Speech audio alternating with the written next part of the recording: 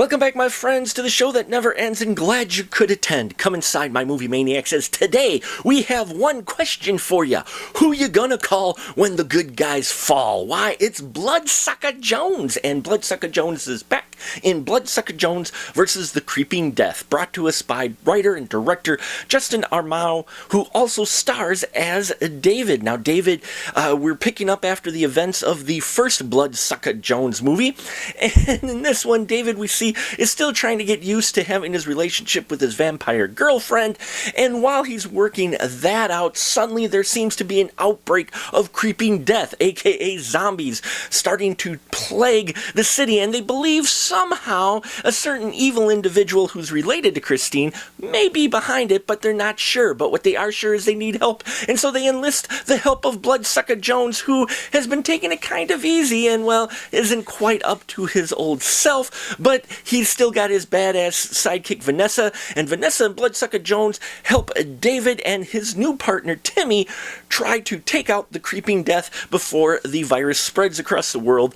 and causes major havoc for everybody.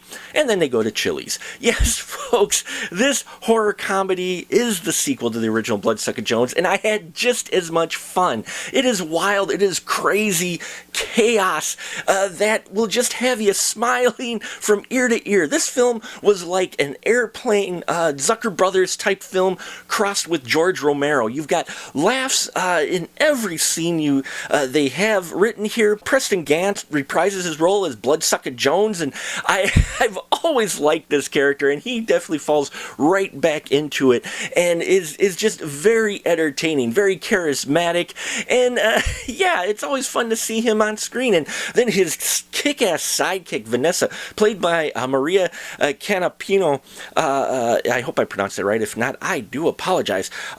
She's badass in this, and while she is the one that ends up doing most of the fighting, she gets a lot of her scenes as well, and there's some great chemistry between these two. David is played by the director and writer Justin Armao, and you can tell he's having fun in this role, and I really enjoyed the Timmy character, played by Brian Gerard. I thought he was a great addition, and he and David especially have some really fun moments as well. Everybody here having a lot of fun, and you can tell they're having a blast. Who's really having a blast, though, and who I enjoyed the most in this film, even with this the rest of this talented cast, the ones that I really got a kick out of, though, was Dione Kiraoka playing French Fries, and Evan Mack playing Romeo Tyrone.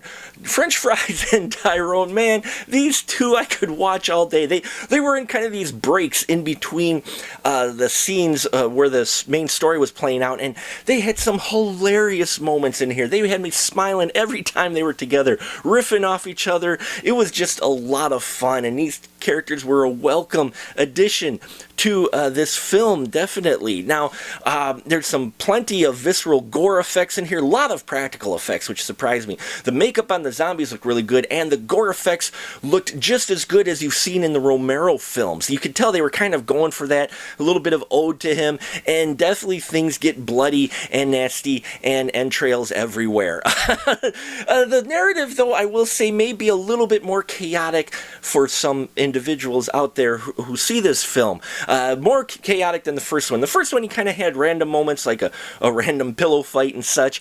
But this one definitely has more, like, just pop-up joke moments. And I enjoyed that, but that may put a number of people off. I think it was a little bit made things a little bit bumpy at times for the story, the way it played out, but at the same time they were funny moments, so they didn't bug me as much. But as a narrative, if you're looking for just a solid story as it plays out, you gotta pay attention because there's some of these other subplots and jokes that come out as well. Yeah, overall I thought the film production looked good for the budget it was on.